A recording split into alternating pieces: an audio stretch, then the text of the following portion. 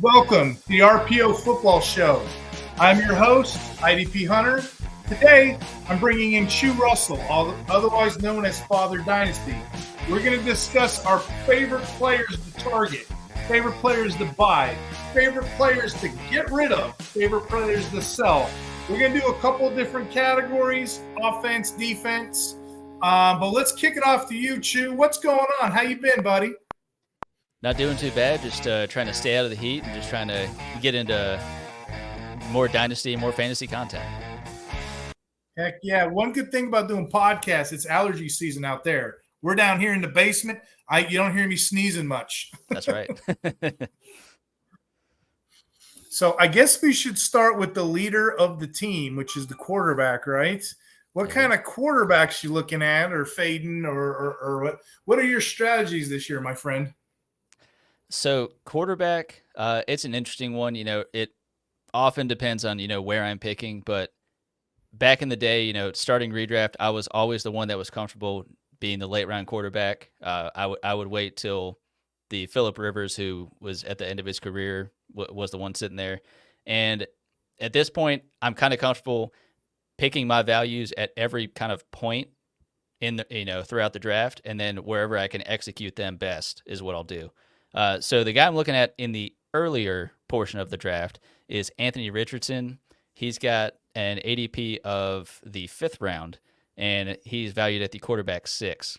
And I think probably for most drafts, I think he's going to end up going earlier than that. I know it's still one quarterback, but a small sample size from Anthony Richardson, really 3 full games last year in his rookie season. We saw him rush for 4 touchdowns in 3 games. If you just take that small sample size of 3 games, exclude the 4th and kind of extrapolate it out over the full season, he would have been the quarterback 2. I know we love to just take small sample sizes and put him over the whole season, but I really feel like he was someone who I wish my Carolina Panthers would have drafted. No offense to Bryce Young, of course, if he's listening.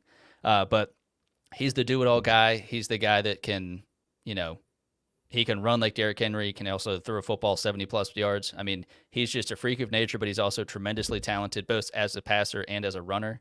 And he's someone who I trust to run this Indianapolis Colts offense well and be a fantasy producer. I do think he might lose a little bit of work to Jonathan Taylor, to be understood, but he's got Michael Pittman. He's got Jelani Woods coming back healthy, A.D. Mitchell, Josh Downs, Alec Pierce.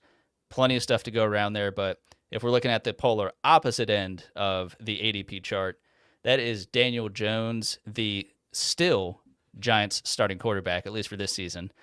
We've got him as the quarterback 33, so the literal other end, but someone who I trust to where there's 32 starting quarterbacks, and he's the 33rd ranked. So riddle me that one. But I know that this might be his final season as the Giants starter.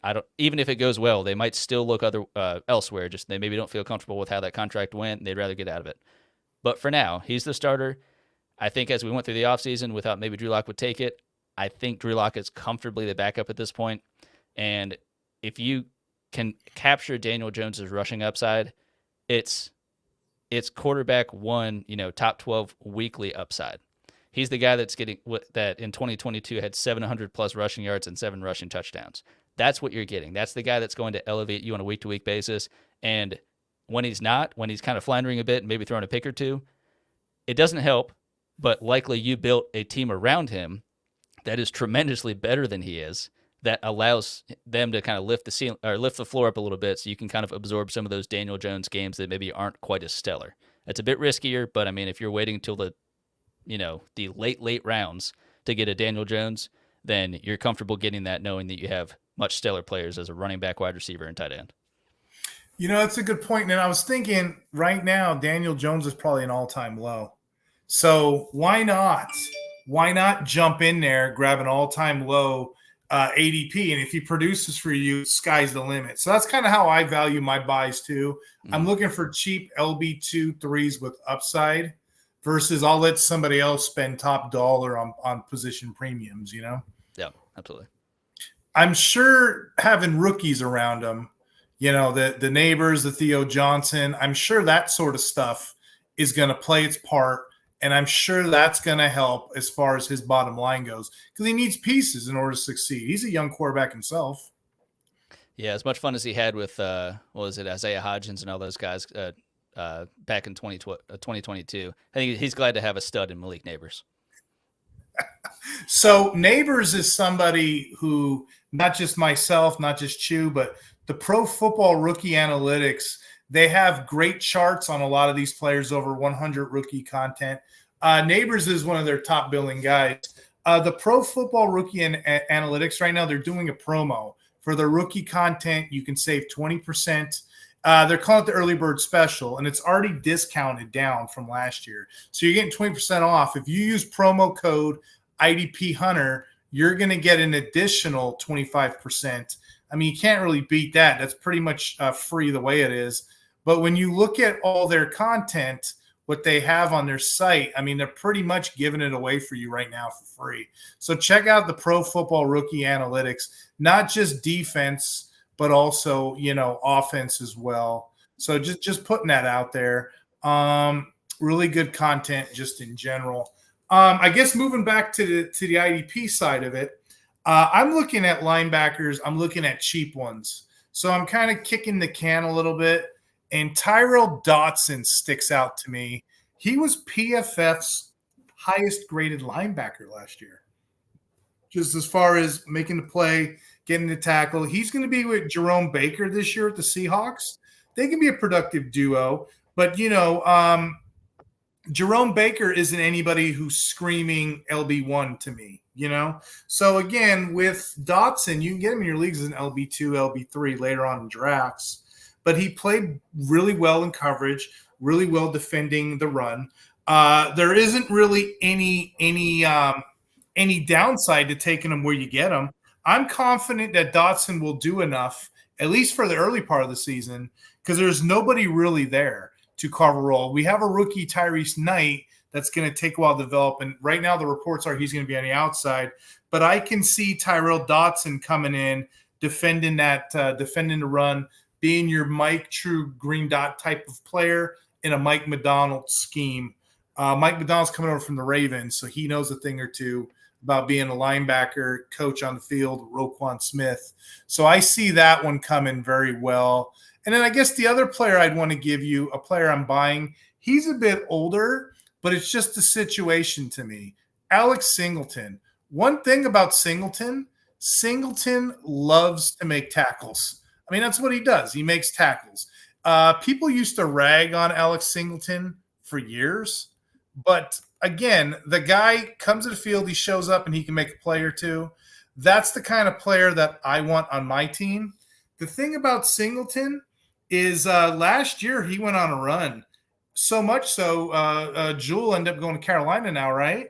So Singleton – he had double-digit sacks 9 out of 10 games last year going in a row. He ended up breaking the double-digit tackle record that was set by the Broncos in 1987. He's the highest-graded linebacker for the Broncos that they have. And like I said, the caveat is he's kind of a one-trick pony. All he does is tackle. So now we're looking at 2024. It's wide open. There's no more Jewel there. There's no more competition. Drew Sanders just hurt himself.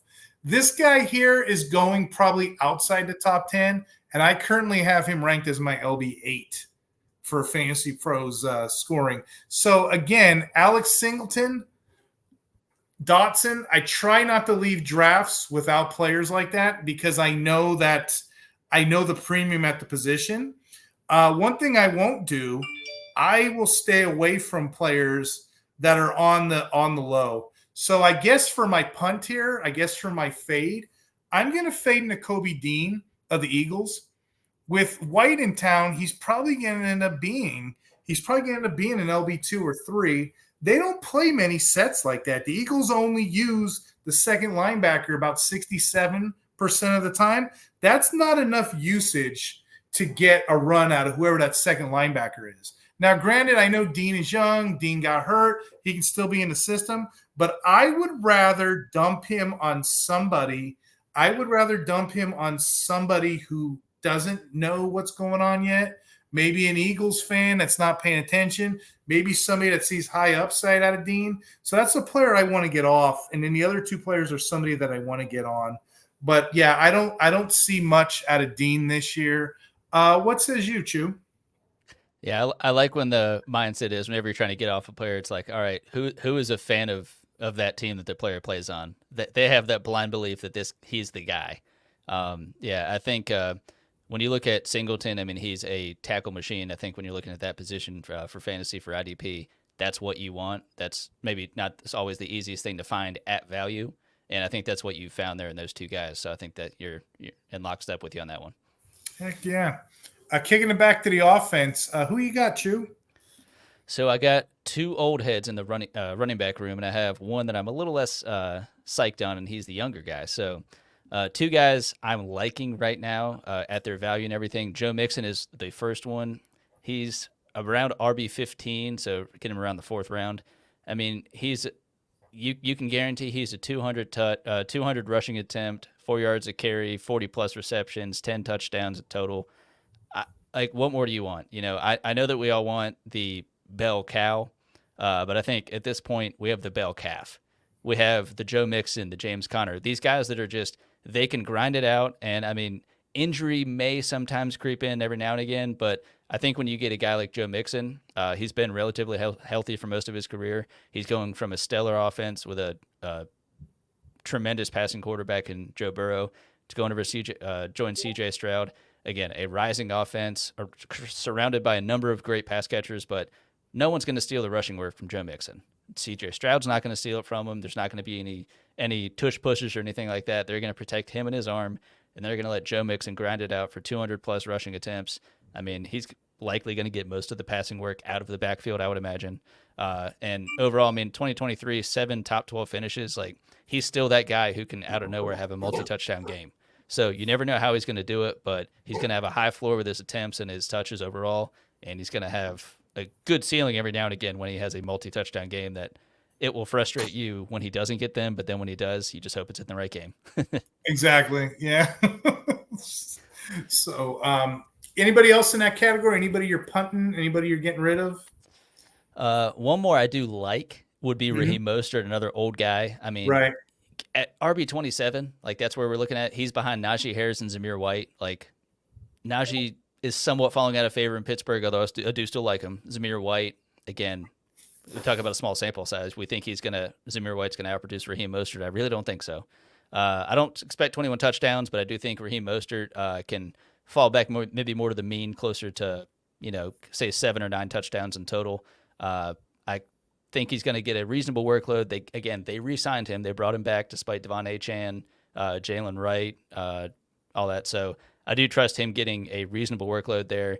And I think when you're getting in that range, you're not getting a guy that's going to get most of the work as a bell cow. It's the RB27, but Raheem Mostert's going to well outproduce that. And someone who I'm not quite as excited on, and I think maybe some people are kind of souring on him a little bit outside of Saints fans, is Kendre Miller. Going into his second season, I didn't really understand the hype going into his rookie season, if I'm being honest with you, but plenty of people bought into it. They thought Alvin Kamara was on the outs. I know he had the suspension that he dealt with last season, I believe. And then he came out strong, and Kamara's efficiency has dropped a little bit. I'm not disagreeing with that, but that's more as a rusher. As a pass catcher, he's prolific as he's ever been, in my opinion. He's the do-it-all guy, and I think he's 28, maybe 29, so getting there, but not quite. And I know they'll sort out the contract issues there with Kamara. I would like to think he's still there week 1, but I mean Kendre Miller, like behind him you have Chuba Hubbard and Antonio Gibson. I'd rather take both of those guys. Chuba Hubbard's immediately going to have a role at the beginning of the season with Brooks, kind of still nursing his injury. And Antonio Gibson, he's behind Ramondre Stevenson. I understand that's Ramondre's got paid like a top 5, top 7 running back, and he's good. But I think Antonio Gibson still has some sort of a third down back role. Yeah, definitely. I just wasn't sure how that backfield's going to shake out, but I think you alluded to it. I mean, they paid Mostert to come back for a reason. You know what I mean? So. Yep. Yeah. With DLs, I'm going to give you 2 I like. I can do them kind of together, and I'll give you one I'm punting. There's a kind of a problem right now with IDP resources in general. For example, if you're in a league that uses Fantasy Pros or even IDP scoring, a big 3, 1, 2, 3, the scoring's all over the place, and these calculators don't really keep up. You're seeing stuff on trade calculators like TJ Watt is comparable to Justin Jefferson, and another calculator got TJ Watt comparable to Devin Singletary. Like, what gives? You know what I mean? Well, there's a new site, and it's coming off the Reddit Discord. It's called the IDP Center. And at the IDPcenter.com, they actually have an updated trade calculator based on your team needs. It actually has over 400 managers, trade value charts, startup leagues of all shapes and sizes. You got a veteran IDP community. It's kind of underground working. Eventually, it's going to be behind paywall. So, again, if you guys have an interest in IDP in general, they have offense on there too. But, their bread and butter is IDP free in money leagues. But go ahead and check it out. It's called the IDPcenter.com. A lot of their content is free right now. I actually write a couple things over there. No one really cares about my offensive thoughts. So I just kind of write my offensive thoughts over there for free. So they know. And then, of course, I'm on Fantasy Pros and I'm on the RPO network as well as the Fantasy Six Pack.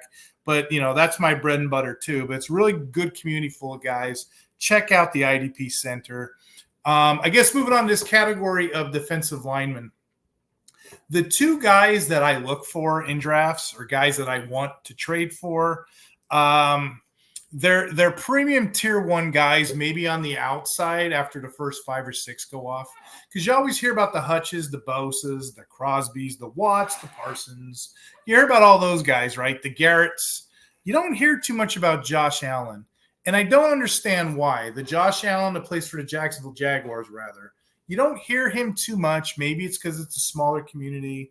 I don't know, but the guy really broke out. He had 17.5 sacks last year, which broke the record, the franchise record Calais Campbell set 2017. But in addition to 17.5 sacks, he also had 66 tackles. Whenever I see a lineman that makes tackles, sign me up for that. Because there's some weeks sacks are fluky. You'll have the tackle baseline to fall back on.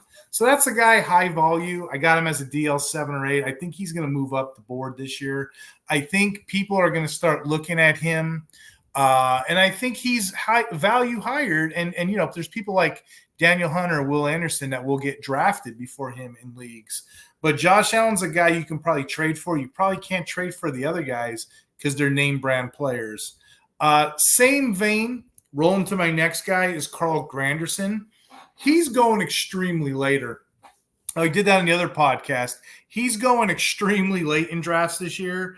DL 47, which makes no sense. The guy had 8.5 sacks, and the guy had 78 tackles, 44 being solos. The Saints run a cover 5 defense, which I guess that's fancy talk. You don't see Madden players out there. You don't see cover 5s too much.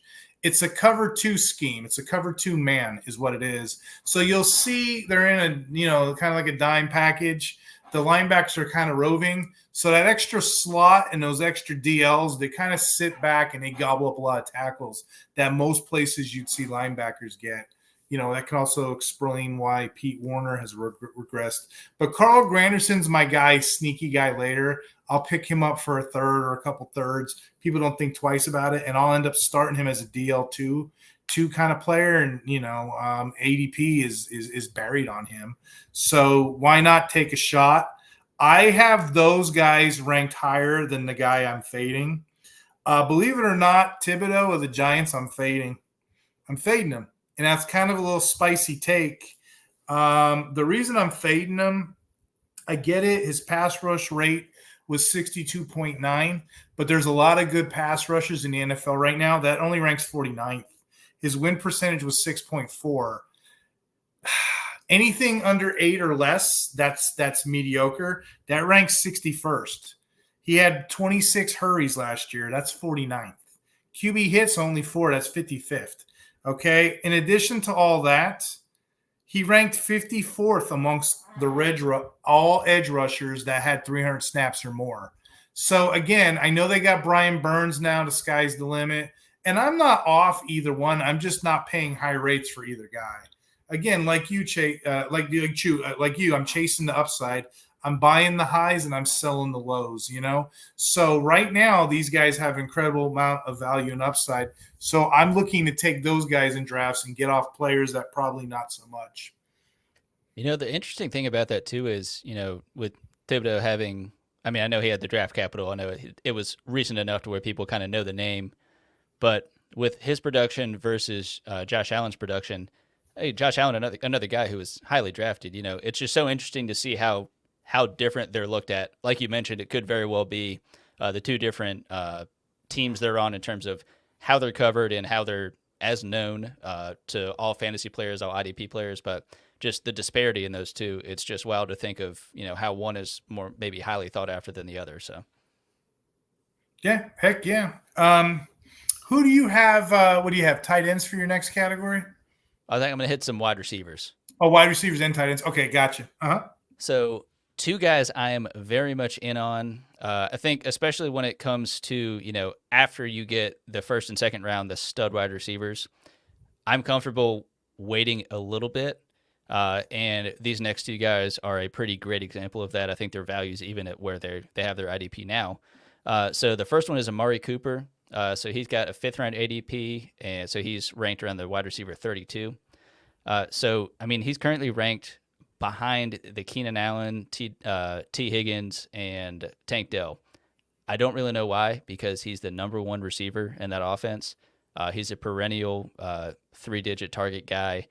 He, touchdown upside. I think the biggest thing for him is he does have the boom games, and sometimes they say he kind of disappears at times. I think it's pretty rare, but it's not unfounded. I understand it. And I know the addition of Jerry Jeudy, I think, can maybe scare some people off. But for being honest, the addition of Jerry Jeudy is much more affecting Elijah Moore and possibly David Njoku much more than it is Amari Cooper. Amari Cooper is, the tried and true X receiver for the Browns. He's a locked-in wide receiver too, with that multi-touchdown upside. He's getting the, 8 receptions, 7, 8 receptions. He's getting closer to 100 yards and getting a touchdown or two. That is tremendously possible on a week-to-week basis. We do have to see what kind of Deshaun Watson we're going to get, but I think when we've seen Amari Cooper deal with any sort of quarterback that they can put a jersey on over the last couple of years, I really think that even above average version or average version of Deshaun Watson, I think can treat Amari Cooper pretty well. Yeah. Let me ask you a question just on Watson in general. Are you buying the dip on him, or are you off him? I've heard it both ways, but man, just your opinions on Watson. I'm not too in on him, to be honest, because I think even if I'm off him a bit, once I wait a little bit, if he were to fall, because I do think everyone has their value, has their place. If they fall far enough, I have to pick them. But I think for someone like Watson, I would almost rather wait even further and get Daniel Jones. I'm not saying they're going to have the same finish by season's end, but I think the disparity, I'd rather wait much longer to get a Daniel Jones and get the value, depending on how the draft is falling to me, that I could get for the next couple of rounds instead of getting Watson. Yeah, because he had a couple promising games, and I looked at and I looked at stats, but then I looked at actual film. I'm like, don't look good on the field. So I was just curious what your take was on that quarterback situation, because they're loaded everywhere else, especially on defense. Yeah, I'm hoping that helps kind of lift him up a little bit to where it's like, he can not a game manager, but he can kind of work within the confines of the offense. He doesn't feel like he has to, back when he was in Houston, like take the game over, team's on his back kind of thing. So right. Yeah. And then the second guy I was looking at that I am very high on, and no, it's not my Carolina Panthers bias, although maybe it is a little bit. Diontae Johnson. So he is the new alpha in Carolina, and last year I don't really think they had one of those. No offense to Adam Thielen, but Diontae Johnson coming in, he's going to be a 120, 130 plus target guy, much like he was in Pittsburgh. They now have a true X, which Bryce needed, a guy who can create separation all on his own. And he is actually an 8th round ADP, so wide receiver 44. That is blasphemy, in my opinion. Much like Amari Cooper being the wide receiver 1 at wide receiver 32. I mean, 44 is ridiculous for Diontae Johnson. He's going to be a PPR monster. He is currently behind the likes of Jordan Addison and Jayden Reed. I like Jayden Reed, don't get me wrong, but these are the supporting cast. Wherever you think of Jayden Reed, still, target-wise, this doesn't make any sense to me at all. Diontae Johnson, he's not old and washed yet, if anyone thought that at all. 28 years old. He's in the final season of his contract, so I thought the Panthers were going to re-sign him before the season. They still might, but he's playing for his next deal, likely his last big money deal as a receiver, so lock it up. I mean, let's revisit that real quick. Diontae Johnson is probably one of the last wide receiver one types that you can get around that range. Who's on the depth chart right now? Mingo? No thanks. Thielen's another year older, right? Leggett I'm interested in as a rookie prospect, but maybe not as a true wide receiver one target share. Diontae Johnson, that's his profile. That's what he does is gobble up catches. He's gonna get those targets. I don't see anybody else on that team competing with that. And you're right, he's ridiculously buried, ridiculously low. I made a trade in my 32 team league, and he's like my last flex player. So I'm rocking it. I'm ready to go on that league. I'm so excited this year. But yeah, I like Diontae Johnson. Hey, that's awesome in a 32 team league. 'Cause I mean, that's the high floor guy. If you could put him in the flex, that's a comfortable flex to have. Yeah, I not to toot my own horn. I have Justin Jefferson in that league. Ooh. And then I have Amon St. Brown because that was that rookie year. That's when we started up. A lot of people were down on him. Damn. So that's a team. That's a league right there. I just said it and forget it. You know what I mean? For 32 teams, I got 3 wide receivers running. Forget it. I can just punt running back. Yeah, awesome. It's a kick return league too. So it's like I can get a running back like a I don't know a DJ Dallas type, and he can run kicks back. You know. Nice. So, okay. Yeah. I don't know. Just little strategies. You know how it is. Us playing. That's right. I'll tell you a strategy that I love to do for this final category of defensive backs. You want to ask me about punts? The correct answer is punt all of them. I will punt defensive backs forever, and I'll wait till last round. You know, they say wait till last round's round. I'll wait, and I'll wait, and I'll wait, and I'll wait. And even when you think I should, I'll just keep waiting again, and I'll keep waiting. I'll just build the rest of my team. I'll give you an example. I'll give you my buy, and I'll give you my sell. I only got 2 players left. So both are in the same happenstance, okay? So Reed Blankenship had 108 tackles last year. He led the Eagles. That just shows you how bad of a linebacker tackle league they had. They had a safety named Reed Blankenship that led them with a team leading 108 tackles, okay? That's the most out of an Eagles safety since 1994, okay? So this guy is producing. This guy is like my DB20, DB19 right now. You can get him cheap in leagues. He's buried. I looked at the ADP recently. He's on sleepers. ADP is DB31. So again, DB31, he's going around the place of a Christian Gonzalez, a Kenyon Mitchell types. Whenever you can get a DB31 and plug him as your fringe 1 or 2 back there most weeks as your DB2, that's a steal for me. And again, you can get him later on in drafts. My sell should be everyone's sell right now. The guy's name is Daxton Hill of the Bengals, okay? Daxton Hill produced last year. Funny thing that happened to Daxton Hill, they're running a 4-2-5 scheme because, you know, the Bills, the Chiefs, everybody, the Bengals are trying to keep up with that. So they brought in Geno Smith. They brought in Von Bell. They already have Battle there, what have you. They have a team of safeties. They moved Daxton Hill to corner, and he's hit or miss. He's kind of shaky again, corner. So maybe he'll get the run slot grade, and maybe my position on that will change. But I don't want a corner on my team. And a lot of my friends, they'll argue with me. They'll be like, but Steve, Dax Hill finished top 15 in my format last year as a corner. Yeah, the last couple games of the season, this is true. He was a corner, but context matters. The first, 10, 12, 14, whatever it was, he made most of his points at safety. Now that he's at corner, I don't want to have nothing to do with him. I haven't punted. I just traded him away to somebody for a second rounder because they're going off the name, you know. But I don't want to have nothing to do with Dax Hill. Okay, great. If he has a 3-interception game, the first game of the season, okay, kudos to him. But interceptions are very fluky. Pass deflections are very fluky. Why? Because they have to be targeted for that kind of stuff. I want the safeties that are going to be near the line of scrimmage. I want guys like that, guys like Jenkins, guys like Hooker, guys like Metellus, guys like Reed Blankenship, like we said. I don't want to play that position. And again, certain leagues, I get it. You might want to, but I am definitely selling Dax Hill. Chew, anybody else that we didn't cover on this podcast that you were interested in talking about? And then also tell the audience where they can find you.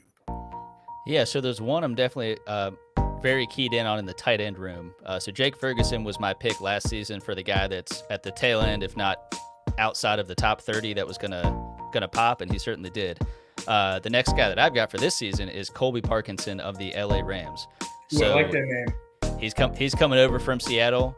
He was drafted there, the 6'7", 252 red zone phenom, but he's much more than that. At Stanford, he could work on all three levels, but again, was also a red zone monster. But I think he's developed a bit. He's the 25-year-old tight end, which as for fantasy, we love to see a guy develop and reach that 25, 26 age. But I think he's someone who can be a top 20, top 15, possibly tight end, with Tyler Higbee tearing his ACL in January, mid-January, I want to say. So Parkinson got paid, and he's going to be a favorite of Matthew Stafford. Those are good names. And check out Chew over at fatherdynasty.com. What else are you working on these days? So I'll be getting the podcast booted back up here in the next month or so, the Father Dynasty podcast. And I've got another podcast I co-host with my co-hosts, Rahul and Jerry, and that is the Fantasy Assessment over at Going for Two Live. Heck yeah. And again, look for more of our content on the RPO network. I'm also over at the Fantasy Six Pack. Me and Chew will be getting together a lot this off season, maybe bleed into the season. Check us out. We're both on Twitter. Very personable. Just send us your questions. Have a good night, everybody. Peace out.